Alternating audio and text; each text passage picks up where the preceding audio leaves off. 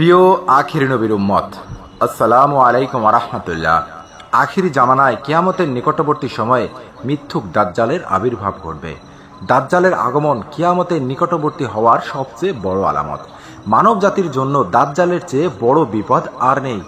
বিশেষ করে সে সময় যে সমস্ত মুমিন জীবিত থাকবে তাদের জন্য ঈমান নিয়ে টিকে থাকা অত্যন্ত কঠিন হয়ে পড়বে।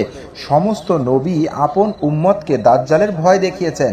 আমাদের প্রিয় নবী হযরত মুহাম্মদ সাল্লাল্লাহু আলাইহি ওয়াসাল্লামও দাজ্জালের ফিতনা থেকে সতর্ক করেছেন এবং তার অনিষ্ট থেকে বাঁচার উপায় বলে দিয়েছেন। ইবনে উমর রাদিয়াল্লাহু তাআলা আনহু নবী করিম সাল্লাল্লাহু আলাইহি ওয়াসাল্লাম হতে বর্ণনা করেন, একদা নবী করিম সাল্লাল্লাহু আলাইহি ওয়াসাল্লাম দাঁড়িয়ে আল্লাহর যথাযোগ্য প্রশংসা করলেন। অতঃপর দাজ্জালের আলোচনা করতে গিয়ে তিনি বললেন, আমি তোমাদেরকে তার ফিতনা থেকে সাবধান করছি। সকল নবী তাদের উম্মতকে দাজ্জালের ভয় দেখিয়েছেন, কিন্তু আমি তোমাদের কাছে দাজ্জালের একটি পরিচয়ের কথা বলবো যা কোনো নবী তার উম্মতকে বলে যায় নাই। তা হলো দাজ্জাল অন্ধ হবে, আর আমাদের মহান আল্লাহ রাব্বুল আলামিন অন্ধ নয়। নওয়াজ বিন সামআন রাদিয়াল্লাহু তাআলা আনহু বলেন, একদা রাসূল সাল্লাল্লাহু আলাইহি ওয়াসাল্লাম সকালবেলা আমাদের কাছে দাজ্জালের বর্ণনা করলেন। তিনি তার ফিতনাকে খুব বড় করে তুলে ধরলেন। বর্ণনা শুনে আমরা মনে করলাম নিকটস্থ খেজুর বাগানের পাশেই সে হয়তো অবস্থান করছে। আমরা রাসূল সাল্লাল্লাহু আলাইহি ওয়াসাল্লামের নিকট থেকে চলে গেলাম। কিছুক্ষণ পর আমরা আবার সেখানে এসে বসলাম। এবার তিনি আমাদের অবস্থা বুঝে জিজ্ঞাসা করলেন, তোমাদের কি হলো? আমরা বললাম, হে আল্লাহর রাসূল, আপনি যেভাবে দাজ্জালের আলোচনা করছেন তা শুনে আমরা ভাবলাম হতে পারে খেজুর বাগানের ভিতরেই রয়েছে দাজ্জাল। নবী করিম সাল্লাল্লাহু আলাইহি ওয়াসাল্লাম বলেছেন, দাজ্জাল ছাড়া তোমাদের উপর আমার আরও ভয় রয়েছে। আমি তোমাদের মাঝে জীবিত থাকতেই যদি দাজ্জাল আগমন করে তাহলে তোমাদেরকে ছাড়াই আমি একাই তার বিরুদ্ধে ঝগড়া করব। আর আমি চলে যাওয়ার পর যদি সে আগমন করে তাহলে প্রত্যেক ব্যক্তি নিজেকে হেফাজত করবে। আর আমি চলে গেলে আল্লাহই প্রতিটি মুসলমানকে হেফাজতকারীর জন্য যথেষ্ট। দাজ্জালের আগমনের পূর্ব মুহূর্তে মুসলমানদের অবস্থা খুব ভালো থাকবে। তারা পৃথিবীতে শক্তিশালী এবং বিজয়ী থাকবে। সম্ভবত এই শক্তির পতন ঘটানোর জন্যই দাজ্জালের আবির্ভাব ঘটবে। দাজ্জাল মানব জাতিরই একজন হবে। মুসলমানদের কাছে তার পরিচয় তুলে ধরার জন্য এবং তার ফিতনা থেকে তাদেরকে সতর্ক করার জন্য নবী করিম সাল্লাল্লাহু আলাইহি ওয়াসাল্লাম তার পরিচয় বিস্তারিতভাবে বর্ণনা করেছেন। মুমিন বান্দাগণ তাকে দেখে সহজেই চিনতে পারবে এবং তার ফিতনা থেকে নিরাপদ থাকবে। নবী করিম সাল্লাল্লাহু আলাইহি ওয়াসাল্লাম তার যে সমস্ত পরিচয় উল্লেখ করেছেন মুমিনগণ তা পূর্ণই অবগত থাকবে। দাজ্জাল অন্যান্য মানুষের তুলনায় স্বতন্ত্র বৈশিষ্ট্যের অধিকারী হবে। জাহেল, মূর্খ, হতভাগ্য ব্যতীত কেউ দাজ্জালের ধোঁকায় পড়বে না। নবী করিম সাল্লাল্লাহু আলাইহি ওয়াসাল্লাম দাজ্জালকে স্বপ্নে দেখে তার শারীরিক গঠনের বর্ণনা প্রদান করেছেন। তিনি বলেন, দাজ্জাল হবে বৃহদাকার একজন যুবক পুরুষ। শরীরের রং হবে লাল, বেটে, মাথার চুল হবে কোকড়া, কপাল হবে উঁচু, বক্ষ হবে প্রশস্ত, চক্ষু হবে টেরা এবং আঙ্গুরের মতো ফোলা। দাজ্জাল নির্বংশ হবে, তার কোনো সন্তান থাকবে না। বিভিন্ন হাদিসে দাজ্জালের চোখ অন্ধ হওয়ার কথা বর্ণিত হয়েছে। কোন কোন হাদিসে বলা হয়েছে দাজ্জাল অন্ধ হবে। কোন কোন হাদিসে রয়েছে দাজ্জালের ডান চোখ অন্ধ হবে। আবার কোন কোন হাদিসে রয়েছে দাজ্জালের বাম চোখ অন্ধ হবে। মোট কথা, একটি চোখ দাজ্জালের দূষিত থাকবে। তবে ডান চোখ অন্ধ হওয়ার হাদিসগুলো বুখারী এবং মুসলিম শরীফে বর্ণিত হয়েছে। মোট কথা, দাজ্জালের অন্যান্য লক্ষণগুলো কারো কাছে অস্পষ্ট হয়ে গেলে অন্ধ হওয়ার বিষয়টি অস্পষ্ট হবে না। তাছাড়া দাজ্জালকে চেনার সবচেয়ে বড় আলামত হলো তার কপালে কাফের লেখা থাকবে। অপর বর্ণনায় রয়েছে তার কপালে কাফ, ফা, র এই তিনটি বর্ণ লেখা থাকবে। প্রতিটি মুসলমান ব্যক্তি তা পড়তে পারবে। অপর বর্ণনায় রয়েছে শিক্ষিত এবং অশিক্ষিত সকল মুসলিম ব্যক্তি তা পড়তে পারবে। মোট কথা, আল্লাহ মুমিনের জন্য অন্তর্দৃষ্টি খুলে দেবেন। ফলে সে দাজ্জালকে দেখে সহজেই চিনতে পারবে। ইতিপূর্বে সে ছিল অশিক্ষিত।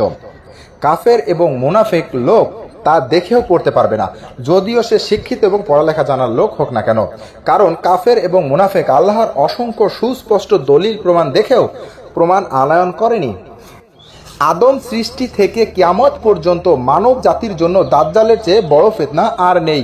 সে এমন অলৌকিক বিষয় দেখাবে যা দেখে মানুষ দিশেহারা হয়ে পড়বে। দাজ্জাল নিজেকে প্রভু আল্লাহ দাবি করবে। তার দাবির পক্ষে এমন কিছু প্রমাণও উপস্থাপন করবে যে সকল নবী রাসূল সাল্লাল্লাহু আলাইহি ওয়াসাল্লাম আগেই সতর্ক করেছেন। মুমিন বান্দাগণ এগুলো দেখে মিথ্যুক দাজ্জালকে সহজেই চিনতে পারবে। আল্লাহর প্রতি তাদের ঈমান আরও বৃদ্ধি পাবে, কিন্তু দুর্বল ঈমানদার লোকেরা বিভ্রান্তিতে পড়ে ঈমানহারা হবে। দাজ্জাল নিজেকে রব বা প্রভু হিসেবে দাবি করবে। ঈমানদারদের কাছে এ দাবিটি সুস্পষ্ট দিবালকের মতো মিথ্যা বলে প্রকাশিত হবে। দাজ্জাল তার দাবির পক্ষে যত বড় অলৌকিক ঘটনায় প্রকাশ করুক না কেন, মুমিন ব্যক্তির কাছে এটি সুস্পষ্ট হবে সে একজন অক্ষম মানুষ, পানাহার করে, নিদ্রা যায়, প্রস্রাব পায়খানা করে, সর্বোপরি সে হবে অন্ধ, যার ভিতরে মানবীয় সব দোষ ত্রুটি বিদ্যমান। সে রব বা আল্লাহ হতে পারে না। একমাত্র সত্যিকার মুমিনের বিশ্বাস হলো মহান আল্লাহ তাআলা সর্বপ্রকার মানবীয় দোষ ত্রুটি হতে সম্পূর্ণ মুক্ত। কোনো সৃষ্টিজীবী তার মতো নয়। আল্লাহকে দুনিয়ার জগতে কোনো মানুষের পক্ষে দেখাও সম্ভব নয়। দাজ্জাল বর্তমানে কোথায় রয়েছে? ফাতেমা বিনতে কায়াস রাদিয়াল্লাহু তাআলা আনহু থেকে বর্ণিত, তিনি বলেন, আমি মসজিদে গমন করে নবী করিম সাল্লাল্লাহু আলাইহি ওয়াসাল্লামের সাথে নামাজ আদায় করলাম। আমি ছিলাম মহিলাদের কাতারে। তিনি নামাজ শেষে হাসতে হাসতে মেম্বারে উঠে বসলেন। প্রথমেই তিনি বললেন, প্রত্যেকেই যেন আপন আপন জায়গায় বসে থাকে। অতঃপর তিনি বললেন, তোমরা কি জানো আমি কেন তোমাদেরকে একত্রিত করেছি? তারা বললেন, আল্লাহ এবং আল্লাহর রাসূল ভালো জানেন। অতঃপর তিনি বললেন, আমি তোমাদেরকে এ সংবাদ দেওয়ার জন্য একত্রিত করেছি যে তামিম দারি ছিলেন একজন খ্রিস্টান লোক। সে আমার কাছে আগমন করে ইসলাম ধর্ম গ্রহণ করেছে। অতঃপর সে মিথ্যুক দাজ্জাল সম্পর্কে এমন একটা ঘটনা বলেছে যা আমি তোমাদের কাছে বর্ণনা করব। আখম ও জুজাম গোত্রের ৩০ জন লোকের সাথে সে সাগরের পথে ভ্রমণ করেছিল।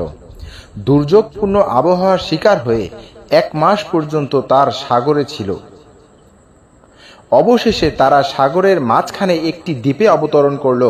দ্বীপের ভেতরে প্রবেশ করে তারা মোটা মোটা এবং প্রচুর চুল বিশিষ্ট একটি অদ্ভুত প্রাণী দেখতে পেল। চুল দ্বারা সমস্ত শরীর আবৃত থাকার কারণে প্রাণীটির অগ্র পশ্চাৎ নির্ধারণ করা সক্ষম হল না। তারা বলল, অকল্যাণ হক তোমার, কে তুমি? সে বলল, আমি সংবাদ সংগ্রহকারী গোয়েন্দা। তারা বলল, কিসের সংবাদ সংগ্রহকারী? অতঃপর প্রাণীটি দ্বীপের মধ্যে একটি ঘরের দিকে ইঙ্গিত করে বলল, হে লোক সকল, তোমরা ওই ঘরের ভিতরে অবস্থানরত লোকটির কাছে চলে যাও। সে তোমাদের কাছ থেকে সংবাদ সংগ্রহ করার জন্য অধীর আগ্রহে অপেক্ষা করছে। তামিমদারি বলেন, প্রাণীটি যখন একজন লোকের কথা বলল তখন আমাদের ভয় হলো, সে হতে পারে কোনো শয়তান। তথাপিও আমরা ভীত হয়ে দ্রুত অগ্রসর হয়ে ঘরটির ভিতরে প্রবেশ করলাম। সেখানে প্রবেশ করে আমরা বৃহদাকার একটি মানুষ দেখতে পেলাম। এত বড় আকৃতির মানুষ আমরা ইতিপূর্বে কখনো দেখিনি। তার হাত দুটি ঘাড়ের সাথে একত্রিত করে হাঁটু এবং গোড়ালির মধ্যবর্তী স্থানে লোহার শিকল দ্বারা বেঁধে রাখা হয়েছে। আমরা বললাম, মরণ হোক তোমার, কে তুমি? সে বলল, তোমরা আমার কাছে আসতে সক্ষম হয়েছ, তাই আগে তোমাদের পরিচয় দাও। আমরা বললাম, আমরা একদল আরব মানুষ নৌকায় আরোহণ করলাম। সাগরের প্রচণ্ড ঢেউ আমাদেরকে নিয়ে ১ মাস পর্যন্ত খেলা করলো। অবশেষে এই দ্বীপে উঠতে বাধ্য হলাম। দ্বীপে প্রবেশ করেই প্রচুর পশম বিশিষ্ট এমন একটি জন্তু সাক্ষাৎ পেলাম। প্রচুর পশমের কারণে তার অগ্র পশ্চাৎ চেনা যাচ্ছিল না। আমরা বললাম, অকল্যাণ হোক তোমার, কে তুমি? সে বলল, আমি সংবাদ সংগ্রহকারী গোয়েন্দা। আমরা বললাম, কিসের সংবাদ সংগ্রহকারী? অতঃপর প্রাণীটি দ্বীপের মধ্যে এই ঘরের দিকে ইঙ্গিত করে বলল, হে লোক সকল, তোমরা এই ঘরের ভেতরে অবস্থানরত লোকটির কাছে চলে যাও। সে তোমাদের নিকট থেকে সংবাদ সংগ্রহ করার জন্য অধীর আগ্রহে অপেক্ষা করছে। তাই আমরা তার ভয়ে তোমার কাছে দ্রুত আগমন করলাম। হতে পারে তুমি একজন শয়তান, এ ভয় থেকে আমরা নিরাপদ নই। সে বলল, আমাকে তোমরা বাইসান সম্পর্কে সংবাদ দাও। আমরা বললাম, বাইসান সম্পর্কে কি জানতে চাও? সে বলল, আমি তথাকার খেজুর বাগান সম্পর্কে জিজ্ঞেস করেছি, সেখানের গাছগুলো কি এখনো ফল দেয়? আমরা বললাম, হ্যাঁ। সে বলল, সেই দিন বেশি দূরে নয় যে গাছগুলোতে আর ফল ধরবে না। অতঃপর সে বলল, আমাকে বাহাইরাতুল তারাবিয়া সম্পর্কে সংবাদ দাও। আমরা বললাম, বাহাইরাতুল তারাবিয়া সম্পর্কে কি জানতে চাও? সে বলল, আমি জানতে চাই সেখানে কি এখনো পানি রয়েছে? আমরা বললাম, হ্যাঁ, তথায় প্রচুর পানি ভরে রয়েছে।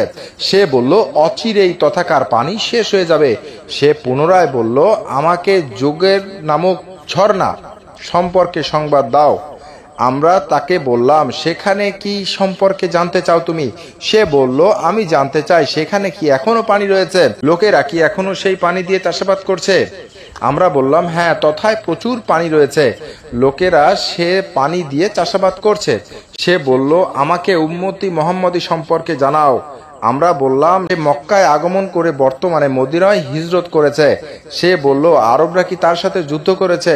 আমরা বললাম, হ্যাঁ। সে বলল, ফলাফল কি হয়েছে?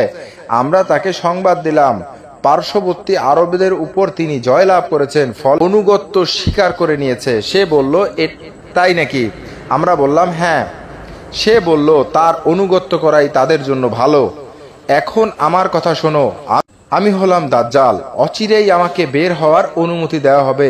আমি বের হয়ে 40 দিনের ভেতরে পৃথিবীর সমস্ত দেশ ভ্রমণ করব। তবে মক্কা এবং মদিনায় প্রবেশ করা আমার জন্য নিষিদ্ধ থাকবে। যখনই আমি মক্কা এবং মদিনায় প্রবেশ করতে চাইব, তখনই ফেরেশতাগণ ক্রোশমুক্ত তলোয়ার হাতে আমাকে তাড়া করবে।